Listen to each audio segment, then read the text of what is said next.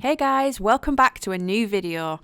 I know we're only halfway through December, but I've actually completed all of my cake orders for 2020. Well, it's not exactly been the most productive year, has it, in cake? A lot of us who make mostly wedding cakes have most certainly been hit, and even those who just make birthday cakes. So let's have a little look back now over the cakes of this year. I always choose one from every month as a favourite, and as always, if your cake isn't featured, please don't get upset. I can only choose 12 from over the 50 I made. I'm going to take a wild guess and say that the majority will be birthday cakes. So let's rewind to January 2020, where I made this Street Fighter themed cake featuring the character Ryu for the birthday boy with the exact same name. It's weird, this cake doesn't feel like it was made in January. It feels like it was made 2 years ago. Hasn't it been the longest year? My next cake in February was actually a mini wedding cake. Just snuck a few in before the madness started. This was a Gothic Mario mashup featuring a castle with a stained glass window of Princess Peach, booze, piranha plants and skulls. I do love this colour scheme. It's always so striking from the other end of the room. March brought my last wedding cake delivery to a venue before we went into lockdown. The bride was a big Labyrinth fan, however the groom not so much. So we went with a subtle fairy tale Labyrinth theme featuring the 13-hour clock, the tiny blue worm, which is everybody's favourite, and a quote from the film. She was also a big fan of the grim fairy tales, so we popped in a few candles and deeper colours of the books to make it a bit more mysterious and spooky. I usually document a lot of my behind the scenes, so if there isn't a tutorial on a cake, you'll probably see me making it in a vlog. Feel free to skip back to a March vlog to see me explain the making of this as well as the delivery.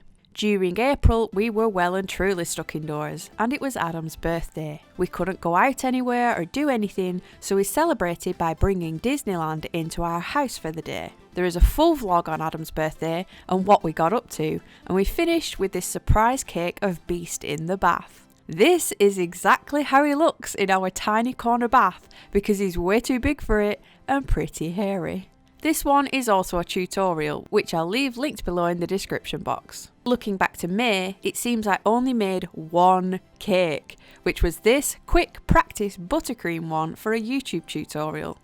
So nothing too special, but this is all I've got.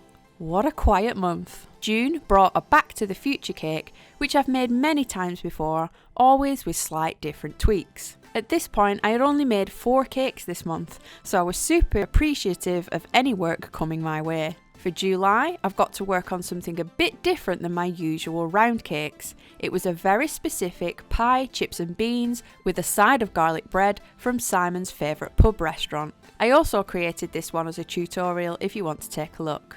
My favourite part was the garlic bread. August also brought me a cake that wasn't round. It was this cute, chubby giraffe in a Gryffindor scarf with a pet lizard called Norbert. This was for a YouTube viewer, the lovely Becky, who is now a big part of my Cherry Brigade forum. And this is what happened in September.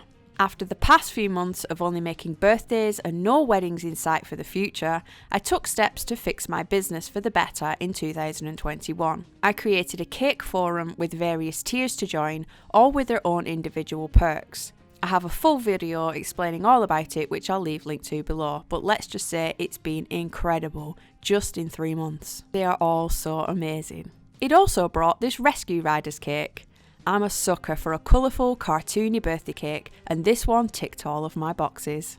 October brought a few more birthday cakes, and one for a photo shoot, which I still can't show you yet, so we're going to go with this Hogwarts-style castle featuring Dobby. Again, this is also a tutorial here on my channel. November was this treat tower, voted for by the Brigade. The brief was Disney Christmas, and a few also wanted to see more cheat tutorials. So this is all supermarket bought, which was tweaked and turned into something a bit more special. And finally December. This brought me just 3 birthday cakes, so I decided on this Monster Book of Monsters cake, where Dobby features again.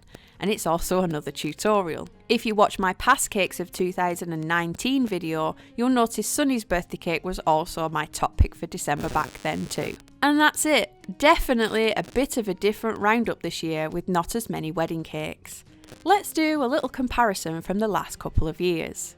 This year, I made just 52 cakes, give or take.